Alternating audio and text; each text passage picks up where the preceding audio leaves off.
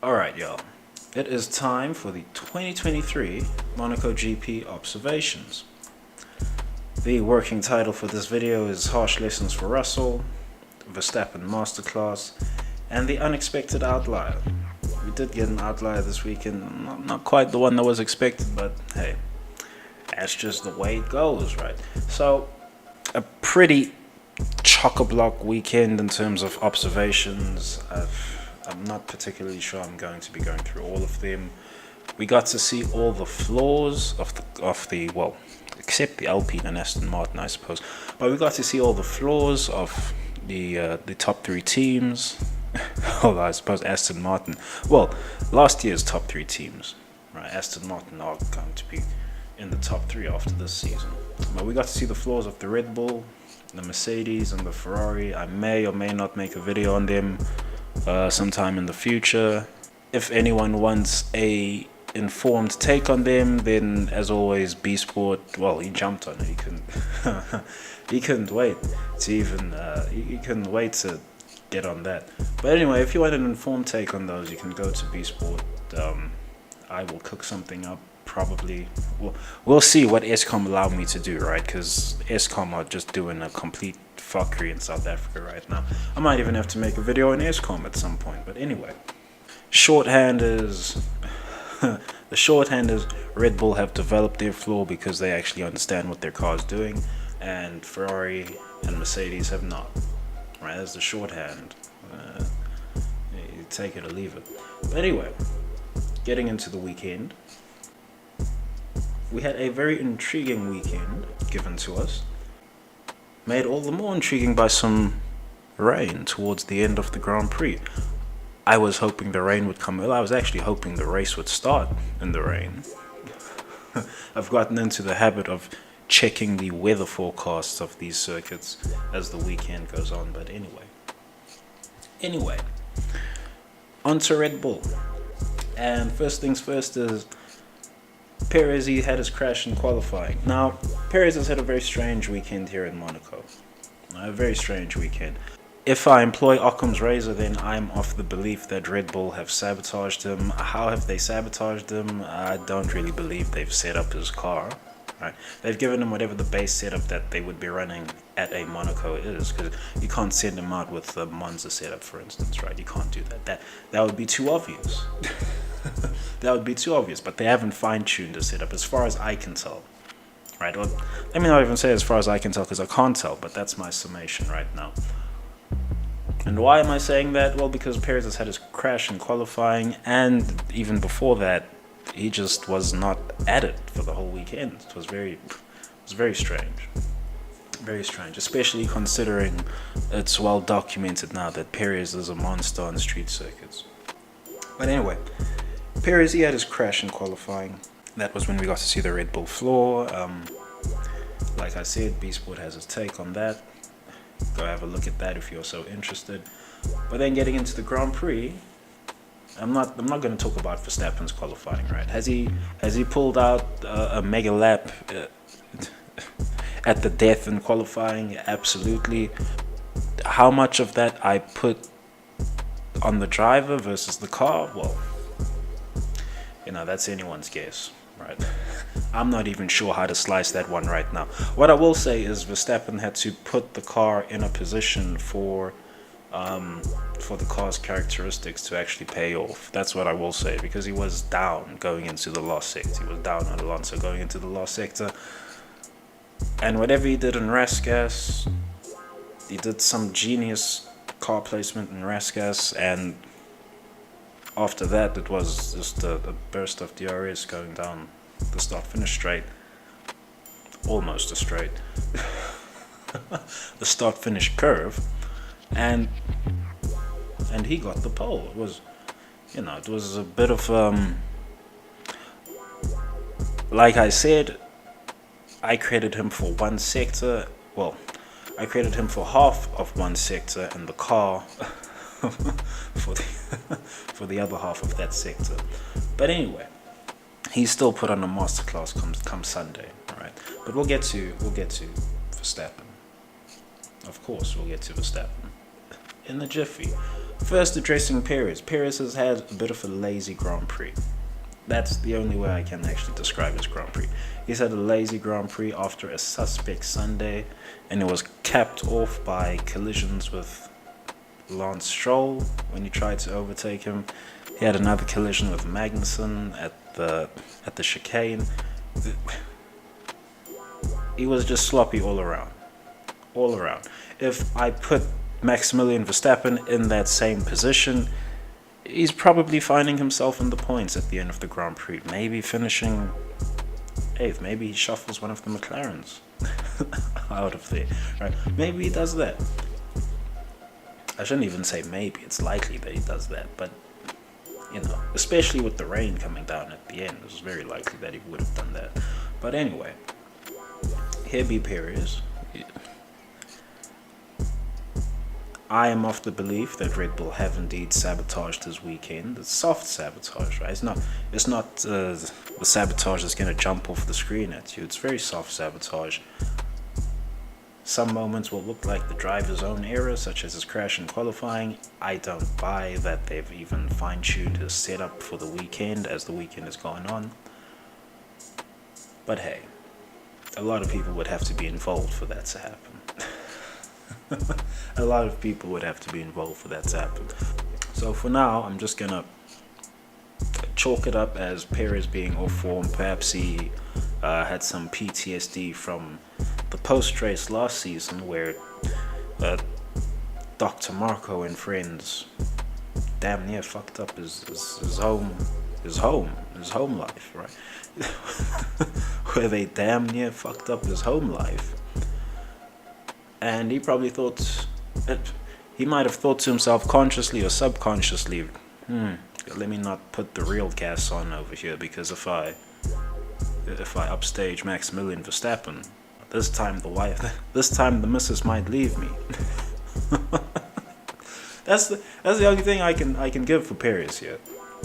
But that aside, all these things taken into context doesn't quite explain his Sunday performance at the end of the day. Alright, so Perez, a lazy Grand Prix, and just a poor weekend in general.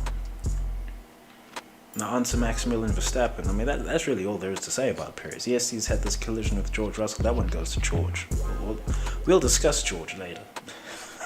As always, we're going to run through the whole grid. But anyway, on to Maximilian Verstappen. And make no mistake, Maximilian Verstappen has driven a stellar Grand Prix. He's driven a masterclass of a Grand Prix. Simply a masterclass. What he did on those medium tires, I mean, sure, he's in the Red Bull. Whatever the Red Bull's characteristics are in terms of tire wear is whatever they are. But he still had to drive it. And wow. Wow, that was like that was like watching one of the 90s races at Monaco, where the leader just drives away from everyone. Of course, couldn't exactly drive away from everybody. Alonso kept him quite honest at the end of the day. But he's driven a masterclass.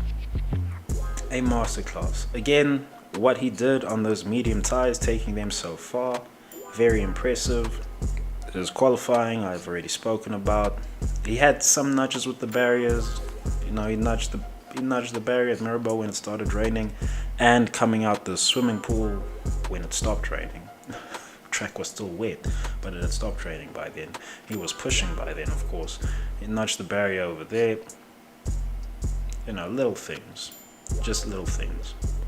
On some level, he is lucky that he didn't actually damage the car in any significant way with his brushes with the barriers. But all the same, I mean, what a Grand Prix he's driven. What a Grand Prix. I didn't even want to give him credit for the qualifying because the car is what it is. But come Sunday, I mean, he produced the film. He really produced the film. So, all I can do is give credit to Maximilian Verstappen for this win. That's really all there is to do. The Red Bull team, on the other hand, how they're handling Perez, well, we'll see what happens. We shall see what happens there. I'm very much of the belief now that he is, like I said in the previous observations, he has been atomized at Red Bull. He is essentially a lone wolf in Red Bull. Yes, he's got an engineer setting up his car and all of that, but they're not quite giving him all the perks, as it were. He got to pay for his gold membership at Red Bull. He got to pay for his gold membership at this point, Sergio Perez. What exactly that payment is, well, I'm not even going to talk about that in this observations. Really, I'm not. Really, I'm not. But anyway, that should be all for Red Bull. On to Aston Martin. And Stroll has had a bit of a mare. Well, I say a bit of a mare. It's really a big mare. That was a real disaster weekend for Lance Stroll. A real disaster weekend. Currently, I'm sure everyone's algorithms are pinging them this way and that way on specific news pieces of, of Aston Martin perhaps being fed up with Stroll. And they've got good reason to be. I mean, Stroll should be fed up with himself after this Grand Prix. I mean, his car placement was terrible, right? Especially on the opening lap. He places his car in terrible positions, and he places his car in... Those terrible positions are terrible because, well, that gap that he's putting his car in is not going to exist within the next 2 to 3 seconds. It's just not. Going into the hairpin on the opening lap, he's very lucky to have not been taken out there. If we were racing... If we were racing in the 90s or the 2000s, that suspension is going snap. One of his suspensions is going snap on that opening lap. That probably would have been the better outcome for him, because then we wouldn't have all this film. It would all be hypothetical as to what he could have done in the Grand Prix. But otherwise, he's had collisions with Magnussen. Magnussen been in the wars this weekend, but he's had a collision with Magnussen going into the final corner. A really clumsy moment. And at the end of it all, he's retired the car. I suppose because he's just crashed it too much. Just crashed it one time too many. I mean, even crashed again at the hairpin, and his front wing got lodged under his right front tire. Couldn't steer the car. Drove himself into the second mirror bow. I mean, it was such a disaster weekend for Stroll. I really don't know where to start. I'm not quite sure what sort of analysis can be done on his Grand Prix. It was just that bad. It was really that bad. So now Daddy Stroll has to ask himself some questions. Is he going to keep his son in place, or is he actually going to pull the trigger and get him out? Who knows? Who knows? Only he knows. Only Lawrence Stroll knows as to what exactly he's going to do with Lance Stroll. But I mean, all that aside, could Alonso have won the Grand Prix? I mean, Alonso, he had a relatively quiet Grand Prix. He had a solid Grand Prix. I'm saying it's quiet because, well, there were no incidents around him, aside from not really an incident, but a bit of a kerfuffle. I'm not particularly sure why they pit him on slicks on a raining circuit. That was a bit goofy from Aston Martin. That was... Not even Ferrari would do that, you see? Not even Ferrari of last season would do that. So, why did Aston Martin pit Alonso for slicks? I can't tell you why. On first viewing, I knew that it was the wrong decision to put him on. Even if the rain had just stayed between the Mirabos and the hairpin, and I suppose Casino Square and off, if the rain had just stayed in that section and not spread onto the rest of the circuit, you still have to put on the inters. Why is that? Because if you're on slicks and you have to drive through those two hairpins and the second Mirabo into Portier, if you have to drive through all of that, and Casino Square, mind you, and you have to drive through all of that on dry tires and The only reason you would want the dry tires is to keep them warm enough, hot enough, going onto the dry sections of circuit where you'll then make up that deficit. Well, at some point you have to just accept that the driver's not going to be able to keep temperature in the tires going through that section. They're just not.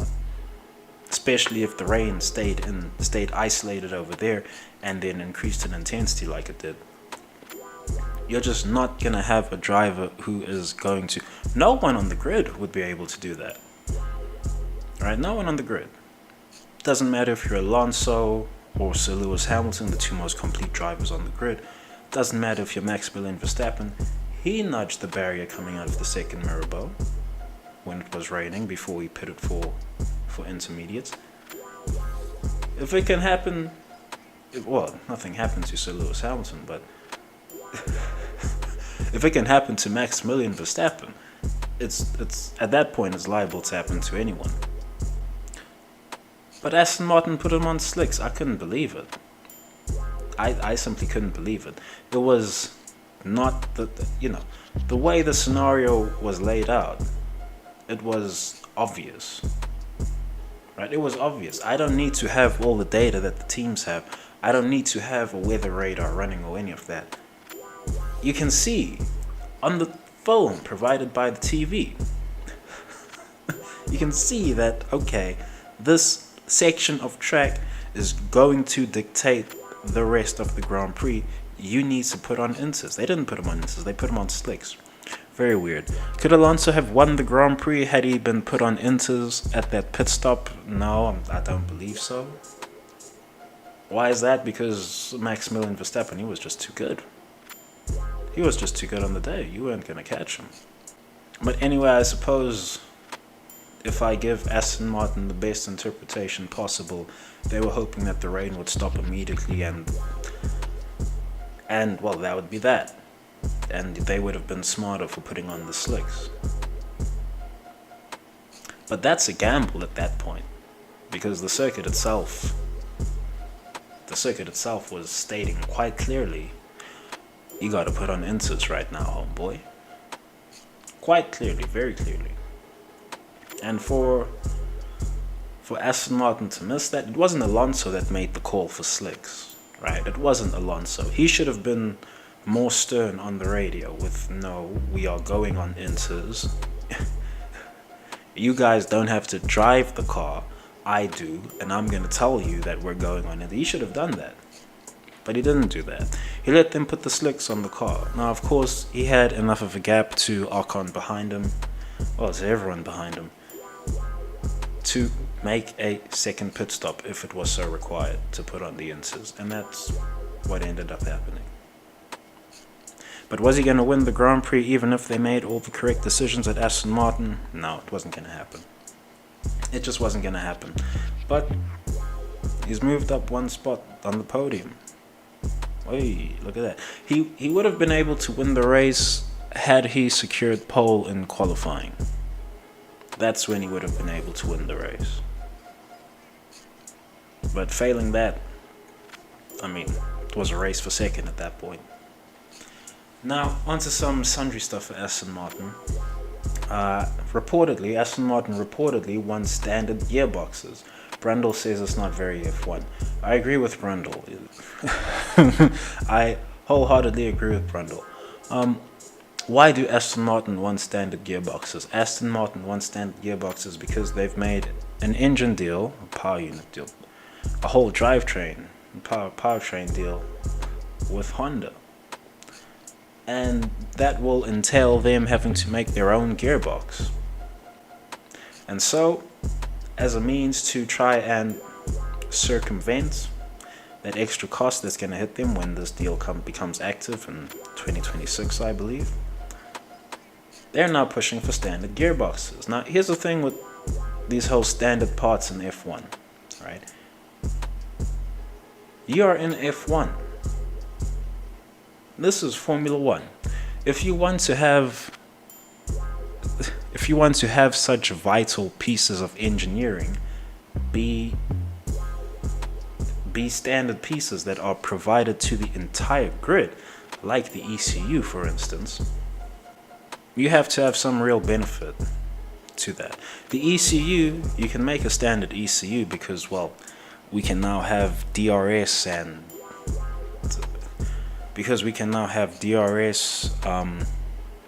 circuit GPS for all the cars and all of that with the standard ECU. There's things you can get out of a standard ECU that benefit everyone, even us, the viewers. To make a standard gearbox, and I understand Aston Martin's thinking here because, well, gearbox development really only happens in the off season. Likewise, all the gear ratios for all the circuits are selected at the start of the season. You run the same gear ratios from Monaco to Monza. Right? It's the same gear ratios. Back in the day, where gear ratios were unrestricted and all of that, you would have, it was a whole operation. These teams would have a whole operation dedicated to figuring out what the best gear ratios are from circuit to circuit. Now, that cost has already been removed from the teams. You simply put one gear ratio into the car and that serves all the circuits. That was the whole point of introducing the 8th gear. Right? That was the whole point of that. I mean, anyone remembers Renault from the 2000s? They had a 6-speed gearbox, right? They had 6 gears, and all the other guys had 7, right? That got ushered away when they brought in the standard gear ratios. Well, let me not say standard gear ratios, but homologated gear ratios. That got ushered away because in order to facilitate the homologated gear ratios, you needed the 8th gear. You needed an extra gear in the car, and they've done that. So, all of that rigmarole, all of that science has been removed from the teams. Of course, there is still some smarts that are required to set up a homologated gear ratio for the entire season. Right? There is still some smarts required for that, but at the end of the day, you're an F1. You want to be an F1, you want to make your own engine, then, brother, you're going to have to make your own gearbox. It don't matter what costs you want to save, it don't matter what hires you want to not make or any of that. You got to make your own gearbox if you want to make your own engine, your own power unit. You best believe. So all good, you've got the Honda deal. Honda are never done with F1, right? Like I said sometime last year, Honda are never done with F1. It's very interesting that they haven't revived their deal with Red Bull. There's reasons for that. I'm sure you could find those reasons in my very first video I posted to the YouTubes. But Honda have not gone to Red Bull, they've gone to Aston Martin. Most interesting. The Red Bull door was open for them. They could have taken that deal at any moment. They opted not to. Things are coming down the pipe for Red Bull, but I digress. I digress. Really clever by Aston Martin to get this Honda deal. I would be interested to see what they do, not in 2026, but perhaps in 2028, assuming they can keep their current engineering and design team together. Assuming that. There's no guarantees of it. You might have Mercedes come and do what everyone else has done to them and poach some talent. You might have Ferrari do the same, you might have Alpine do the same. Right? Anything could happen to their whole design and engineering, their whole R&D department. Anything could happen to that. It might be a whole new collection of people come 2026 that make up their R&D department, plus whatever they need to add for the engine department, but that will be provided by Honda most likely. Well, predominantly by Honda. But anyway, that's really all to discuss with Aston Martin. Terrible weekend for Stroll. Terrible. Just a pure disaster. Pure disaster. He might find himself looking for a drive sooner than we think. Right? Sooner than I think, to be sure. but sooner than anyone thinks. I'm pretty sure he's going to get to the end of the season, maybe even run next season, get to the end of that season. If the optics around him haven't changed in any meaningful way, who knows? He's probably going to be out of his seat.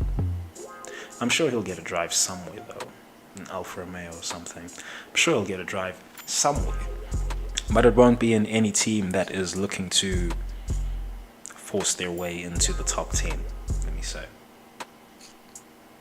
And just to repeat, Alonso was never going to win this Grand Prix without qualifying on pole. He almost did, but oh well. Almost is not quite it. Alright, on to Mercedes, and Mercedes have brought an upgrade package to Monaco. This upgrade package was supposed to go live at San Marino, but San Marino was cancelled on account of flooding that happened in the region. Of course, well wishes to everyone there. Really, it's not my place, to be frank. Seeing the images, the flooding did look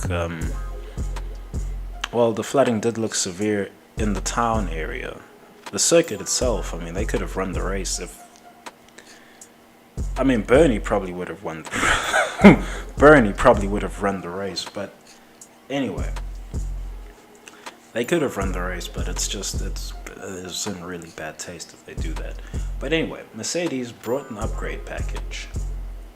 They have put sidepods on the car. This upgrade package is simply a new starting point for them.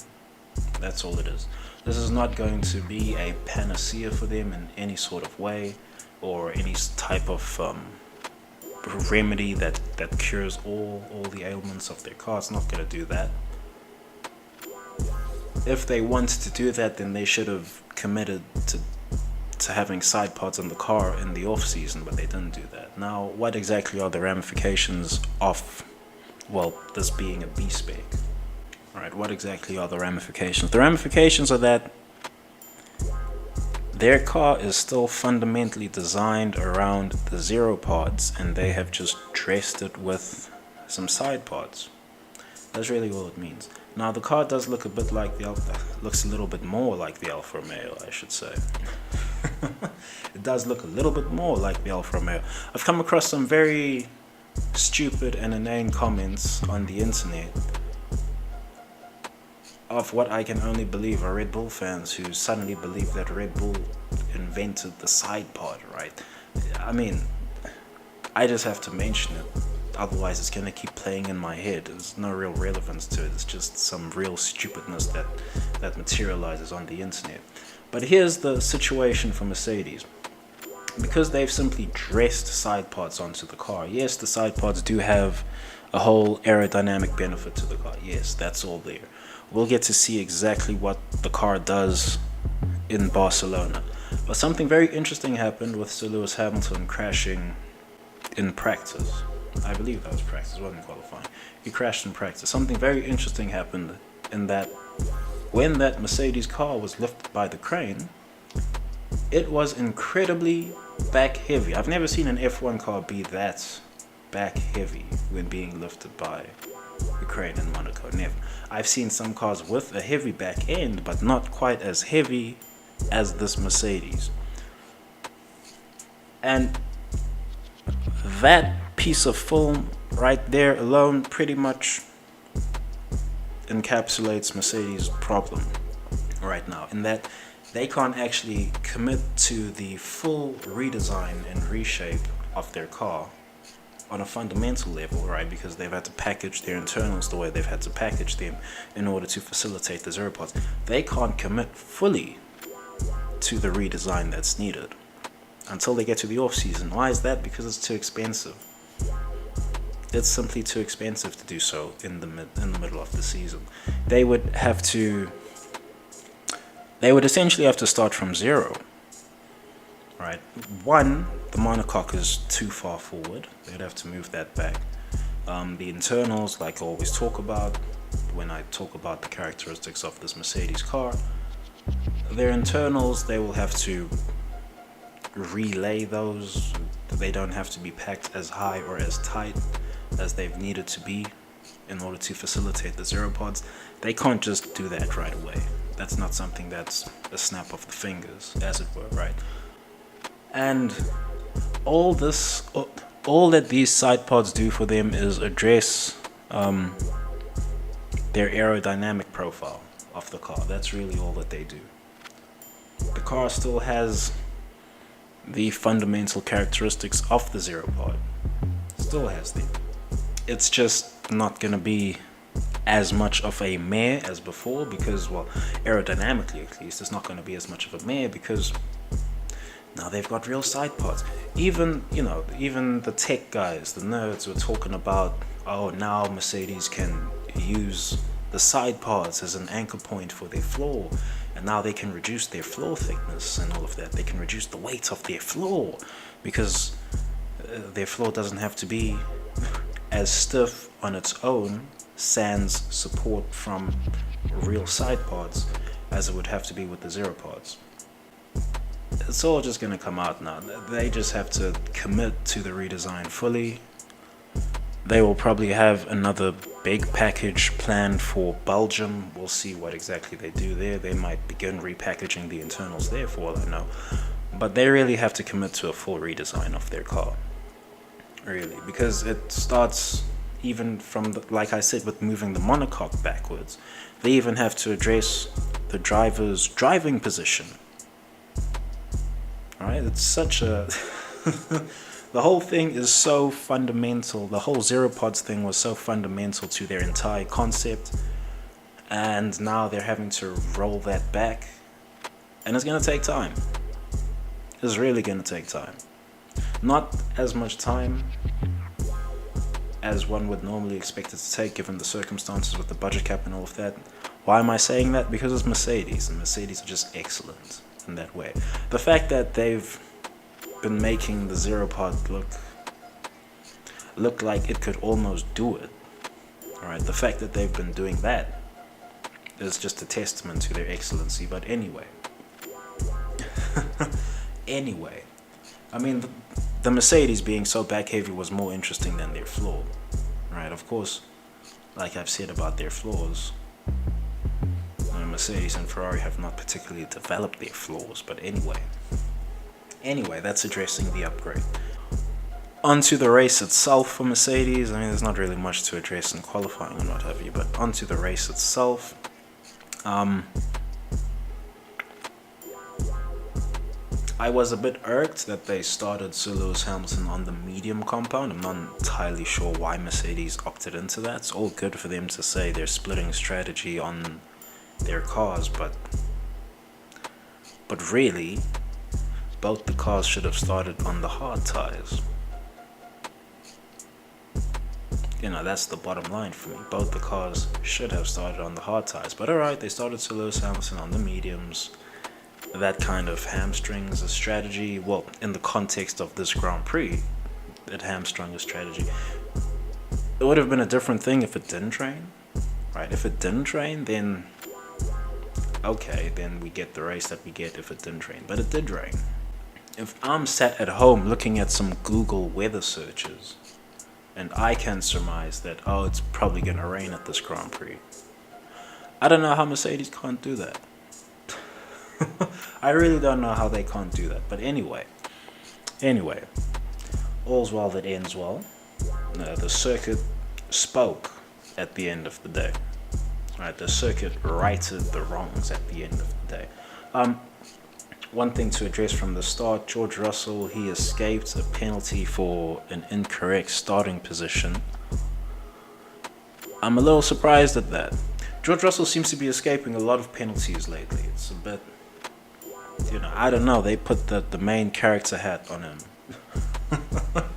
FOM put the main character hat on him in the off season or something. It's very strange how many penalties he's escaping, right? He only gets the nailed on penalties that can't be dressed up in any other way, such as when George ran out of talent at the first Mirabel and then rejoined recklessly and collided with Perez.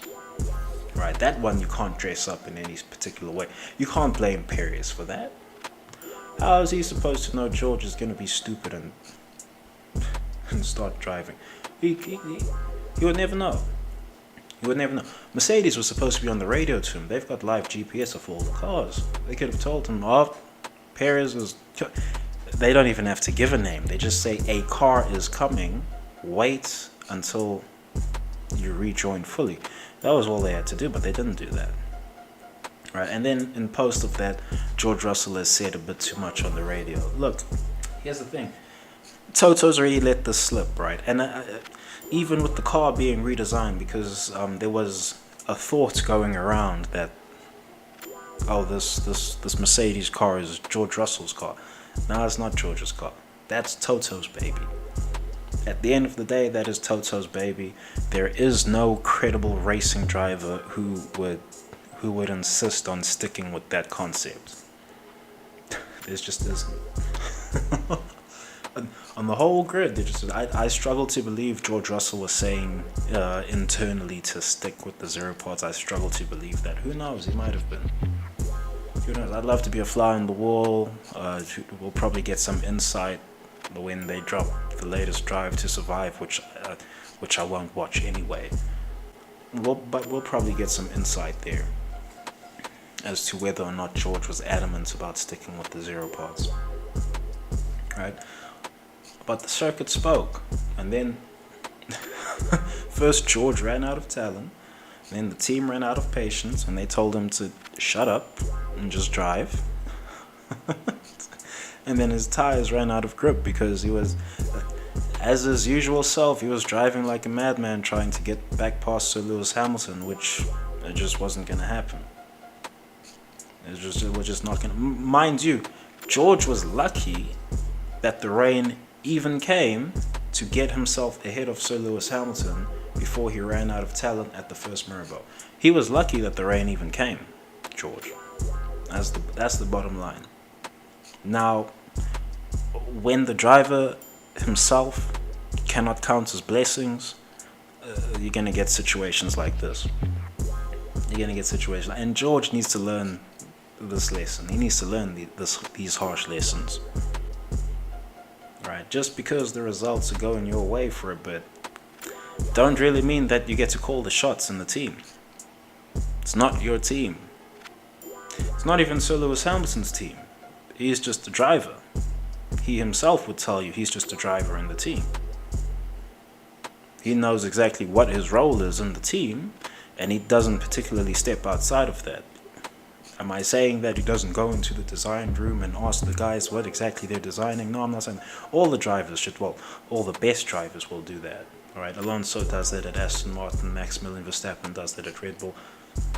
All the drivers will do that. Go into the R&D room and be like, "Ooh, what are you guys cooking up over here?" They all do that. But at the end of the day, that's also another role of the driver.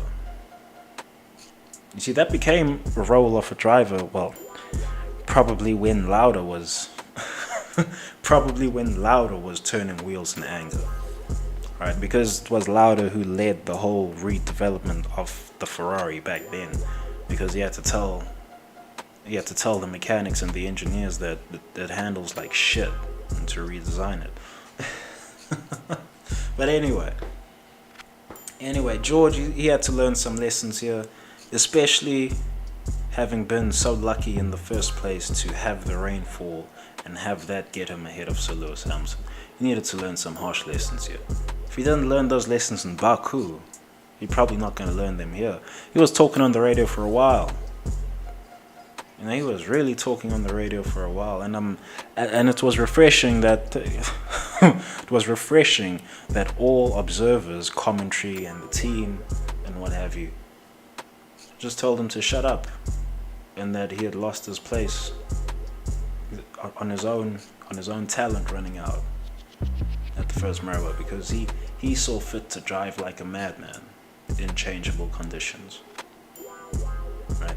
None of the former world champions on the grid were doing that. Not a Sir Lewis Hamilton, not an Alonso, not a Mclaren Verstappen.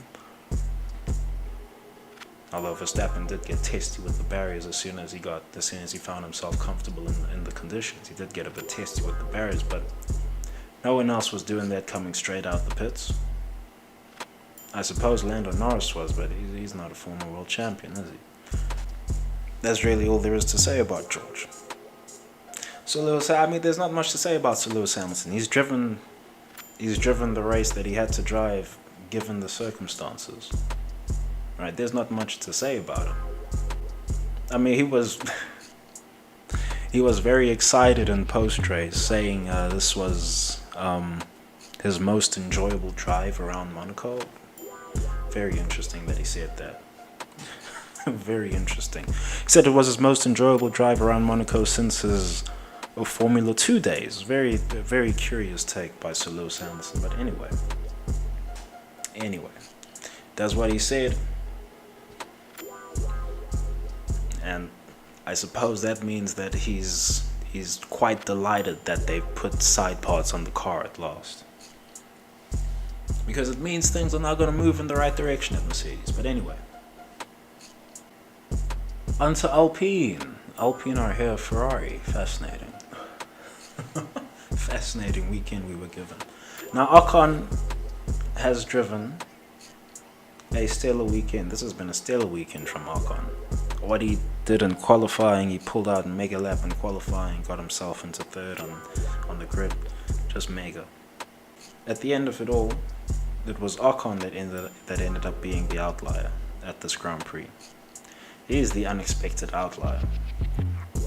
I was hoping it would be one of the Ferraris or an Alonso in the Aston Martin that would have, threatened to win the race, or at least won the race, really. But that didn't happen. That energy went to Ocon. And, with the drive he put in, I mean, even with his dividing the race at the fronts, just on account of whatever sort of tire saving he was doing, even doing that, he's driven a stellar weekend. He's completed the drive that he had to make in order to secure the podium. He's done exactly what he needed to do. Exactly, to the T. To the T. I've been very critical of Ocon here and there, but a bunch of men who I've been critical of have put together the film. So I can't be talking smack about him this week. Right, but Ocon, he's just driven it. There's nothing, I can't even comment on his drive. Changeable conditions, he kept his head around some very angry sharks, the likes of Sainz and Sir Lewis Hamilton and whatever. He kept his head, kept his cool, delivered the results. And even his teammate has been a silent but efficient race from Gasly on the other side of the garage. I mean, they did exactly what they needed to do at Alpine. Gasly split the Ferraris. Right? Ocon split the race at the front, Gasly split the Ferraris. Ocon doing what he did at the front probably helped Gasly in some fashion. And now, Laurent Rossi's comments post-Baku, Alpine chairman, they look pretty silly. Right, Laurent Rossi seems like someone who doesn't have the patience for F1. Right, he really comes across as someone who doesn't have the patience for F1. He is kind of expecting instant results from Alpine, and it's never going to happen unless you uplift Red Bull's entire R&D department. You give them mega contracts, bankrupt the company. You might get a championship doing that. Who knows? Right? I mean, you really just have to prize away Adrian Newey. You could promise him a whole production line of supercars, a Renault branded supercar. Who knows? But Laurent Rossi will never do that. Laurent Rossi would never commit to that. But he will make comments demanding better performances from the team without actually taking note of what's being done at the team. I mean, look, Alpine are reliably in the top 10 this season. Reliably. When they fall out the top 10, that's when, either they crash, either one of the cars crashes or retires, or they've had a difficult weekend, like at Baku, where they didn't actually crack the top 10 on qualifying. Well, in qualifying and on sheer pace, they didn't crack the top 10. You got situations like that where Now someone else can come in and collect points, like one of the Haas cars, or even the McLarens. You get something like that happen, or Tsunoda. Tsunoda doing this thing. But aside from that, when Alpine are on it, they lock out the top 10. And when they're on it, they lock out the top 10. And they are building to a point where they will reliably be able to challenge the likes of Ferrari, Mercedes, Aston Martin, and hopefully Red Bull. That's what they want. That's what Otmar Safnauer wants. And if Laurent Rossi can't see it, then honestly, someone has to tell him to just shut up, keep his mouth out the media. But I suppose if you're Laurent Rossi, you'd probably be saying to himself, I suppose Brundle even said this, that, oh well, I lit a fire under their asses and suddenly they podiumed. He's probably going to do it every week now. Who knows? Who knows? But otherwise, brilliant weekend from Ocon. All things considered, just a brilliant weekend from Ocon. Very solid weekend from Gasly. Can Laurent Rossi have complaints after this Grand Prix? Who knows? We'll see. We shall see on that one. On to Ferrari. And it's very weird with Ferrari, with Leclerc in particular. My very first observation from this weekend was Arthur Leclerc crashing in F2 qualifying. And then he had a brake failure in the feature race. I believe that was the feature race. I'm pretty sure the sprint race happens on Sunday. But anyway, this is another problem with having 2 races in a weekend for a Formula, but I digress. Right. I saw Arthur Leclerc crash in F2 and he had his brake failure in whichever race it was. I believe the feature race for Formula 2. And I thought to myself, oh my goodness, the bad luck has gone to the other Leclerc brother. Something spicy is going to happen with Leclerc this weekend. Well, that went well out the window. That went well out the window after qualifying. And especially going into Sunday when the news came out that Leclerc had gotten a penalty in qualifying for impeding someone. I believe it was George Russell, but anyway. And at this point, I'm not quite sure what to do with Leclerc at Monaco. He seems cursed. Even seems to run in the family. There's something hereditary about this Monaco curse for the Leclercs. It's very strange. Very strange. I could open the black books here and, there's probably some sort of ritual sacrifice that's happened with their father in order to secure these opportunities for the lads. And, well, the metaphysics of Monaco just are in a bit of a mare over that. Monaco, the circuit itself, does not like that whatever happened. But, well, that was Leclerc's race done after that. It's impressive that he's finished ahead of Sainz at the end of this Grand Prix, all things considered. Very impressive. But do I credit that to Leclerc or do I credit that to Sainz? Well, to Sainz having his strategy moshed up by Ferrari, and Sainz himself being a bit hot-headed after some of the news pieces that came out over the weekend. Well, probably the latter. It's probably the latter. Sainz, he's been very fiery at Monaco. Really fiery. He was spicy with the team. He was spicy with Ocon.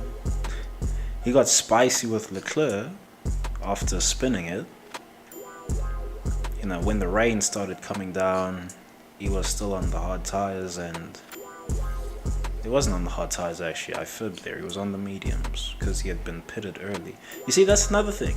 Ferrari sabotaged Sainz's strategy by pitting him early. They never should.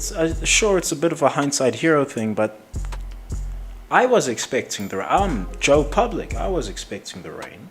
There was chatter all over the radios of, there's rain coming at some point in the Grand Prix. potentially, at Red Bull it was potentially, Red Bull kept Maximilian Verstappen out on mediums until the rain came. Sainz was on hards. You're on the hard tires. Run it until you can't run it.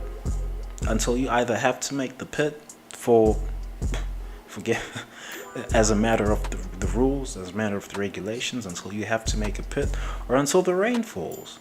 The fact that Ferrari pitted Sainz early, I'm not entirely sure what they were trying to cover off. Were they trying to cover off Sir Lewis Hamilton? That was a bit of a wild one. That just left me in a quandary for the whole Grand Prix, wondering what exactly Ferrari had done with Sainz here. But they pitted him early. Terrible move. Stupid move by Ferrari. I would love to be in their debrief and hear who was more pissed off, Sainz or Frederick Vasseur. I'd love to know who was more pissed off. But yeah, that was poor. And it was very weird. It was very weird just in context of the whole Grand Prix, having gotten Sainz's radio for most of the Grand Prix, because Sainz was being very demanding of the team. Very demanding. And I thought he had a game plan in his head to run those tires as far as he could run them. But he didn't do that. He somehow acquiesced to the team in the middle of it. Who knows? Someone might have done an MK Ultra on him, given him the keywords and said, "You're pitting now." Someone might have done that. Damaged his wing when he collided with Ocon. I'm very lucky that that end plate actually came off when it did, where it did, and that something weird didn't happen with it, like it being knocked into a marshal or something. They're very lucky. Very lucky Ferrari on that one. Probably FOM too. FOM are probably lucky too that happened. But yeah, looking at the Grand Prix, considering how fiery Sainz was, I was really expecting something big to happen for him at the end of the Grand Prix. As soon as they pit him, well, that just fell away. That stopped being a possibility. And then he spun. And then he spun on the dries and the wet. Placed himself behind Leclerc. Ended up behind Gasly. The weekend started off so well and it ended so poorly off the back of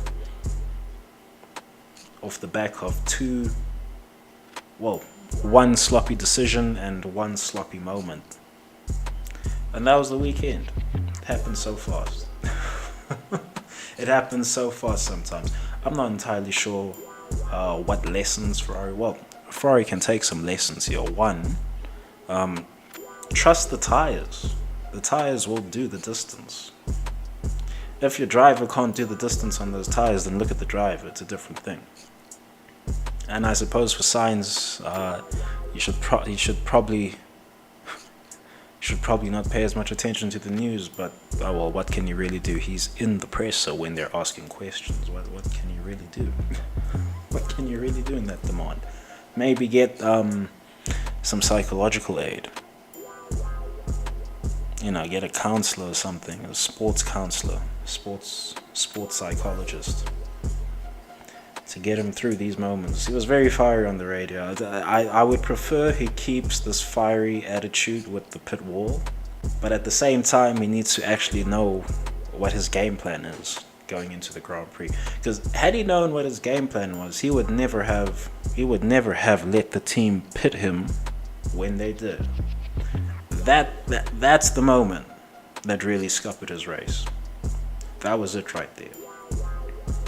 I can't even really blame him for spinning it on the dries and the wet. Like, it can happen. That can happen. That's just the way it goes. But pitting him so early when he's on hard tires, bit of a wild one, that one. Bit of a wild one. Big questions to ask at Ferrari.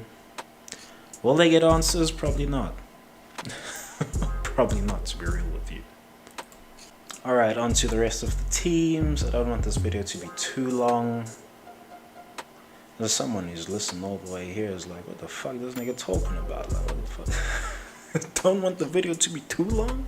How long could it? Anyway, I don't want to talk about the teams going back from here for too long, right? McLaren picked up the pieces from the Stroll and Perez disaster weekends for a double points finish. I mean, they're another outlier of the weekend just on account of Perez and Stroll just being nowhere. And I suppose they've also been helped by Yuki Tsunoda having his brake issue. Right, they've also been helped by that, but they've also been helped by just the sheer driving talent of their driver lineup. They've been helped greatly by that. Right? I mean, Norris and Piastri, they were so close to each other all Grand Prix. It's quite interesting. It's quite interesting watching that driver lineup develop. Norris might have his work cut out for him either in the second half of this season or come next season. He's going to have his work cut out for him at McLaren. He's going to have a very difficult time consistently finishing ahead of Oscar Piastri. I mean, this is Piastri's first time at Monaco in an F1 car. Yeah, he's been there in F2 and whatever. But this is his first time in an F1 car. It's a completely different spec. And wow, he was good. The boy was good. Really good. Really good. Of course, they've been assisted by, like I said, Perez and Stroll and Tsunoda having the brake issues at the end of it. They've been assisted by that, undoubtedly, but they also had to put themselves in position as well. And while they wouldn't have been able to get themselves into position to capitalize without actually having the driving talent. But anyway, I'm not going to spend too long talking about these teams at the back end. On to AlphaTauri. My apologies if I jinxed Tsunoda. I don't believe my voice has that sort of power, but my apologies if I did. Because I said you could probably put money on him finishing 10th or 11th at this point. I'd still put money on it. I would still put money on it. Although who knows, everything might change after Barcelona.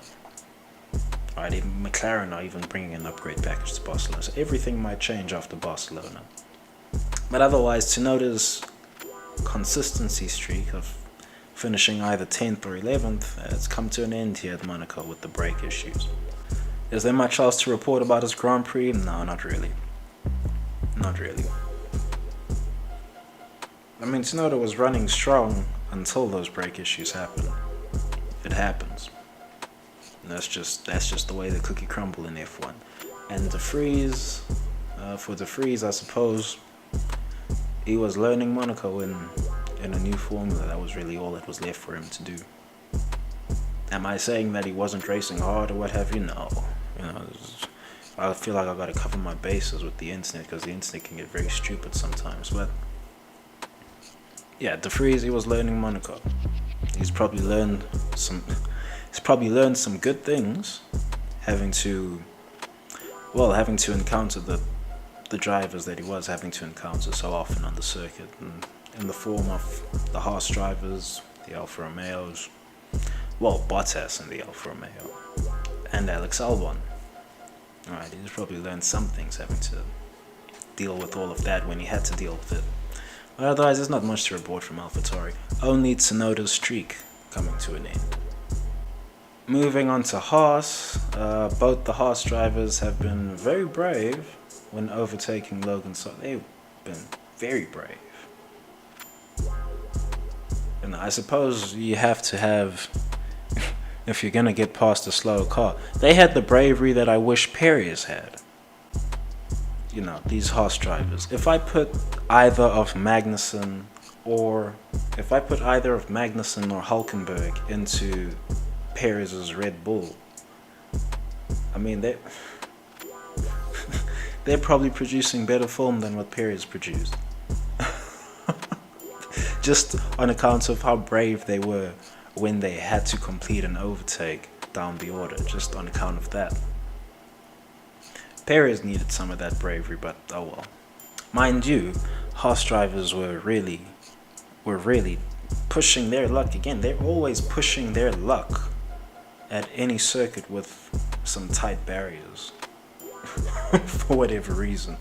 If it's not Jeddah, then it's Australia. If it's not Australia, then it's Monaco. We'll see what happens to them when we go to Canada or Singapore, what have you. I suppose they'll probably come up a crop at a circuit that you wouldn't expect like goofy accidents to happen at. But anyway, they were really pushing their luck. Again, they've done this at a few circuits now.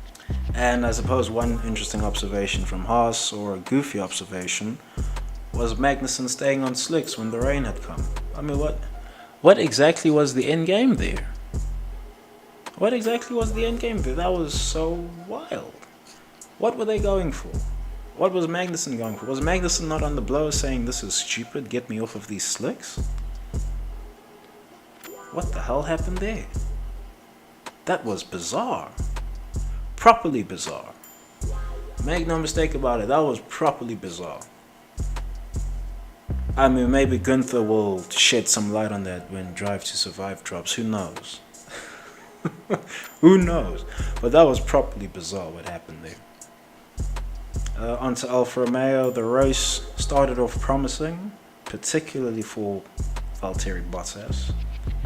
I mean, I think he was on for a 10th place finish at some point, but, well, it all fell apart as the pit stop started happening.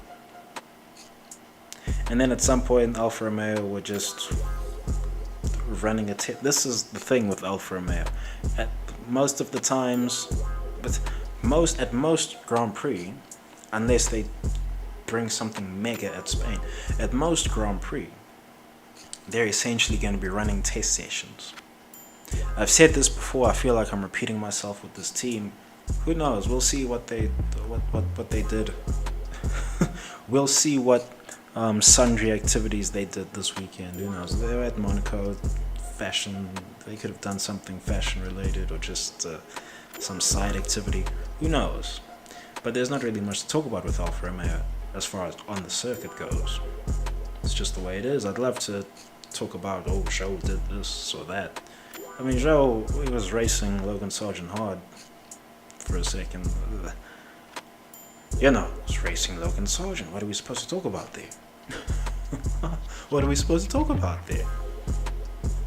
Bottas, we almost had a points finish in sight, and then I'm not even sure which tires Bottas was starting on. If he was starting on the hards, then it's a bit of a kerfuffle what they've done. Pitting him early. Again, like at Ferrari, they pit him early. But if he was starting on the mediums, then oh well, the points finish was probably never on. Onto Williams, and the most fascinating thing happened at Williams. Aside from James Vowles being on the pit wall commentary, James Vowles is like really powerful on pit wall commentary, but I'll get to that later. Something really fascinating happened at Williams, in that they were teaching Logan Sargeant how to deal with tire graining, how to manage graining in the middle of the Grand Prix. They put him on the soft tires and said, you know, make those last as long as you can. No, they treated it as a training session for him, which was fascinating. You know, as soon as he had been overtaken by the whole gaggle of cars that were behind him. Was that Magnussen or Hülkenberg behind him? I'm not entirely sure which Haas it was. I believe it was Magnussen, but I could be wrong on that. It was Magnussen, Stroll, Perez, and Zhou. He found his way past him eventually. Found his way past him eventually as well. But as soon as all of that transpired, well, they said, well, we might as well teach this kid how to manage graining, and that's what they did. Until the rain came, and it was just, well, he might as well get this practice in as well. Who knows?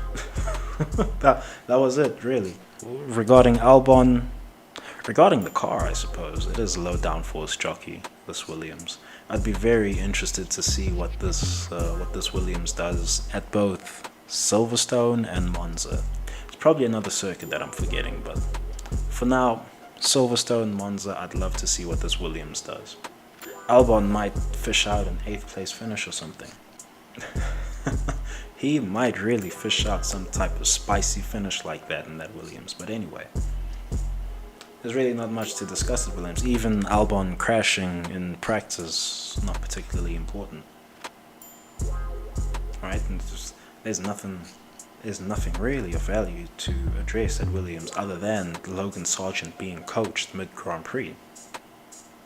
It's still fascinating that they're coaching him mid-Grand Prix. Still wildly fascinating.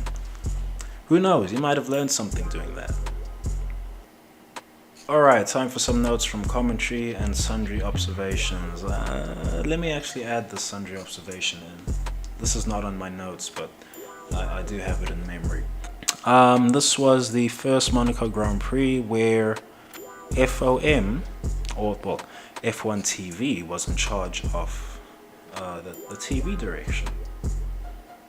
Right now, a lot of people had some consternation with the Monaco TV director over the previous years because of some gaffes that happened here and there. It's the same broadcast for me. For me, it's the same broadcast. I got the same information that I would have gotten otherwise, but hey, for what it's worth, I suppose F1 TV did do a better job of the TV direction of this Grand Prix. But I do feel like there's some character that gets lost in the TV direction when it's not a local director. Right?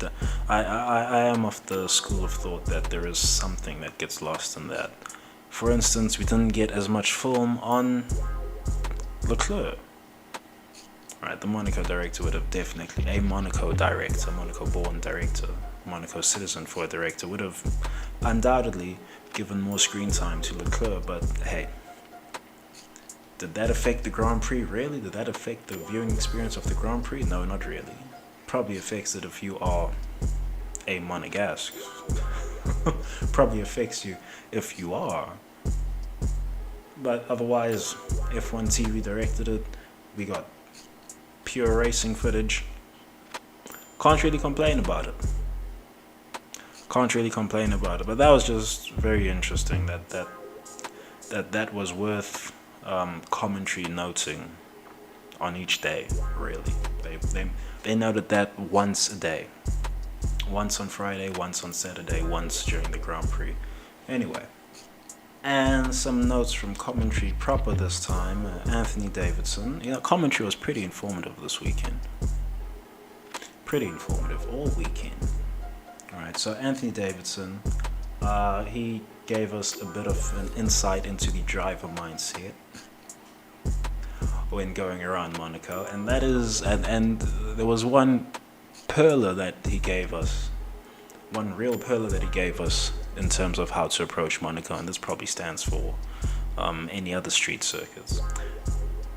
And that is that you've got to forget to have respect for the barriers. I mean, the Haas drivers, they let me say less about the Haas drivers now. They definitely forgot to have any respect for the barriers. But, that was a fascinating one for me, because how I'm reading that is to be fast around a circuit like Monaco, you, on some level, have to forget that the barriers are there. Right? You have to almost remove them from your field of vision. Of course, you can't do that, they're everywhere, but it's a mental thing. Right? It's a mental thing. Your actions can't be dictated to by the barriers, as it were. You have to forget they're there, drive the circuit as though the circuit is just that narrow. Pretend there's grass everywhere. Or gravel traps or something. It's all the same thing. Although, barriers are, you collide with a barrier, it's a much more costly thing than just sticking the car into the gravel. That's for sure. But that was fascinating to me. Forget to have respect for the barriers. Very fascinating insight. And one more from Anthony Davidson. He was on form this weekend. He was really on form this weekend. The track rubbering in. When a circuit is rubbering in, what you're actually doing is you're getting the tire to feed off of itself. Right? You put more of the tire rubber down on the circuit, and that is what the tire is going to grip on. And that was a very neat and tidy way to, just package that explanation for people. I do quite appreciate that. Because now we got reference. You can just direct people to, well, this is how it works, and I quite appreciate that. It's commentary doing their job properly. I quite appreciate that. Give us the insights that not everyone is perhaps going to know, and I'm not a driver or have any sort of experience racing cars really, so I wouldn't be able to tell you in that many words that is what the track rubbering in is. I wouldn't be able to. I can tell you now because I heard it from Anthony Davidson. I understand it conceptually before he said it, but I wouldn't have been able to say it in that few words. The track rubbering in is the tire feeding on itself. I wouldn't have been able to tell you in that many words, in that few words. I gotta give credit to Anthony Davidson. He was on form. He might find himself commentating on a race sometime soon anyway. And Jensen Button, he gave another unique insight to Monaco. This might also extend to a circuit like Singapore or something. But Jensen Button's unique insight was that the track is new each day in Monaco. This is one thing that I just love about the Monaco Grand Prix, and that it's such a unique challenge that you are driving a new circuit each day. At a different circuit, we go Barcelona next. At a different circuit, unless it rains overnight, the grip that you left on the circuit the previous day is still going to be there. At a Monaco, where the streets will actually get used when the F1 cars aren't going around it, it's a new track each day. And that is just such a lovely, for me, it's just a lovely way to package what exactly the challenge of Monaco entails. Whatever knowledge you gained from the previous day out on circuit, you kind of have to reset that going into a new day because it's a new circuit. Who knows, someone might have dropped a bottle of expensive champagne at tobacco or what have you. They might have dropped some expensive liquor over there. Few people might have done that. Someone else might have vomited. Who knows? Vomade. Chundulation station. It is what it is. Oh, man. But yeah, of course, they would have a crew that comes and cleans up whatever mess was made over the night in terms of broken bottles and human waste and what have you. And it's a new circuit on the new day. It's a new circuit. You got to learn it again, learn the limits again. And really, you only get that at Monaco. There's other circuits where you'll get something similar. I've already said, like a Singapore. It would not happen at Jeddah, for instance. I don't believe, unless the roads are opened up when the cars aren't going. But I don't really believe that. I mean, the way it's set up at Jeddah, the circuit would probably be closed off for the race weekend. But anyway, I'm just making an assumption there. I don't actually know. That's me speculating. Alright, and I'm going to have to close this video off with talking about James Vowles on Pitwall live commentary. I hope they have that. Of course, they can't do this for every weekend, right? But I really hope they have James Vowles on a few more Pitwall live commentaries for the weekend. I really do, because he's incredibly informative. I mean, even for me, who already knew a lot of the stuff that he was saying, right? He's just incredibly informative to have be part of the. If James Vowles ever gets tired of running an F1 team, I hope he goes into commentary. He would be wildly valuable there. Wildly, he would be worth his weight in gold. Now, what was James Vowles talking about? There was one instance, I believe it was free practice 3, I might be wrong on that, or it was more likely in qualifying. But there was a moment where he was talking about the trade-off between mechanical grip, aero grip, and the two brackets of mechanical grip being the suspension setup of the car and the tires themselves, the tires on the circuit. And it was just wildly informative. We've seen Gunther have Pitwall live commentary duty. We've seen Christian Horner have Pitwall live commentary duty. We've seen Toto Wolff have Pitwall live commentary duty. And none of these guys can hold a candle to James Vowles. Now, of course, James Vowles, he's actually got engineering expertise, knowledge, experience. He's got all of that actually backing up his commentary. So it's a different thing when he's talking. It's a completely different kettle of fish when he's talking about how they are setting up the car to go around the circuit, how the car is behaving around the circuit, how the characteristics of the circuit are serving or not serving the car. It's a different thing when he's talking about it, because he just provides a level of insight that the other team principals just can't do. But he was wildly informative. I might go rewatch these free practice sessions just to hear James Vowles talk, quite frankly. It's really one of those. I might just go rewatch a free practice session to hear this man talk. He should talk more. Anyway, they're not going to be able to put him on Pitbull live commentary for every Grand Prix, of course.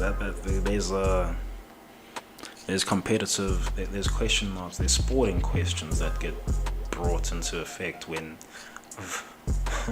if that actually gets done, because now James Vowles is having to spend a quarter of his time for the session talking to the commentary team. For what? For what? Selfishly, I would love him to be on Pitbull live commentary every weekend. Very selfishly. That would be ideal for F1, but oh well, it's not gonna happen. It's never gonna happen. Otherwise, that should be the vid. Yes, that should indeed be the vid. That has been the 2023 Monaco GP observations, harsh lessons for Russell, a Verstappen Masterclass, and the unexpected outlier. I mean, even James Vowles himself is a wild outlier. Is a wild outlier as far as Pitbull live commentary. The standard of Pitbull live commentary he presented was just out of this world. Anyway, thanks for watching. Thanks for listening. Peace.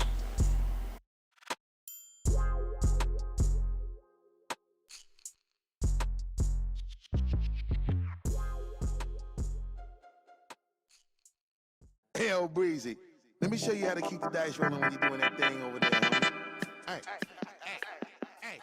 Hey, let's go! Cause I'm feeling like I'm running and I'm feeling like I gotta get away. Better know that I don't and I won't ever stop. Cause you know I gotta win every day. Go! See, you really wanna pop me. Go! Just know that you will never flop me. And I know that I gotta be a little cocky. Go! You ain't never gonna stop me. Every time I come, a nigga gotta set it, then I gotta go, and then I gotta get it, then I gotta blow, and then I gotta shut it. Any little thing a nigga think that he be doing, cause it doesn't matter, cause I'm gonna dead it. Then I'm gonna murder everything and anything about it. Boom, about a thing. I gotta do a lot of things to make it clearer to a couple niggas that I always win, and then I gotta get it again and again and again. And I be doing it to death, and now I move a little foul. Nigga better call a ref, and everybody know my style. Niggas know that I'm the best when it comes to doing this, and I be banging on my chest, and I bang in the east, and I banging in the west, and I kinda give you more, and I will never give you less. You will hear it in the street, and you can read it in the press. Do you really wanna know what's next? Let's go. See the way we on it, and we all up in the race, and you know we gotta go now try to keep up with the pace, and we struggle.